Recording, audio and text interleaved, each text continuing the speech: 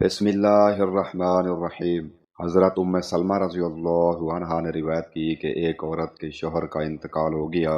زمانہ عدت میں اس عورت کی آنکھ دکھنے لگی تو لوگوں نے اس کا ذکر نبی کریم صلی اللہ علیہ وآلہ وسلم سے کیا۔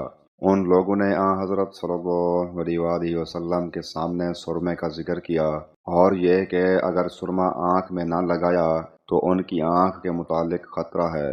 حضرت صلی اللہ علیہ وآلہ وسلم نے فرمایا کہ زمانہ جاہلیت میں عدت گزارنے والی تم عورتوں کو اپنے گھر میں سب سے بدتر کپڑے میں پڑا رہنا پڑتا تھا، یا آپ نے یہ فرمایا کہ اپنے کپڑوں میں گھر کے سب سے بدتر حصے میں پڑا رہنا پڑتا تھا۔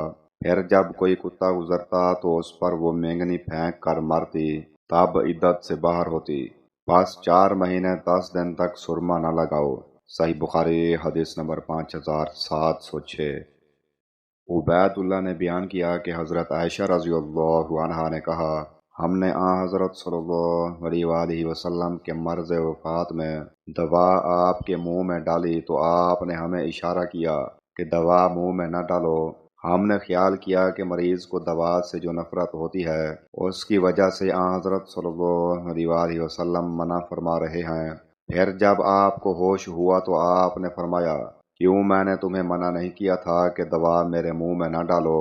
ہم نے عرض کیا کہ یہ شاید آپ نے مریض کی دوا سے طبعی نفرت کی وجہ سے فرمایا ہوگا۔ اس پر حضرت صلی اللہ علیہ وآلہ وسلم نے فرمایا کہ اب گھر میں جتنے لوگ اس وقت موجود ہیں سب کے منہ میں دوا ڈالی جائے اور میں دیکھتا رہوں گا، البتہ حضرت عباس کو چھوڑ دیا جائے کیونکہ وہ میرے منہ میں ڈالتے وقت موجود نہ تھے، بعد میں آئے۔ صحیح بخاری حدیث نمبر 5712۔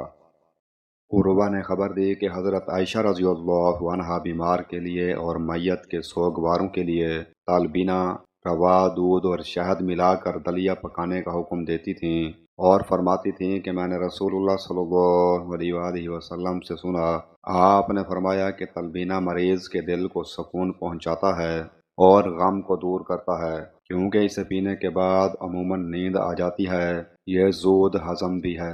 صحیح بخاری حدیث نمبر 5689۔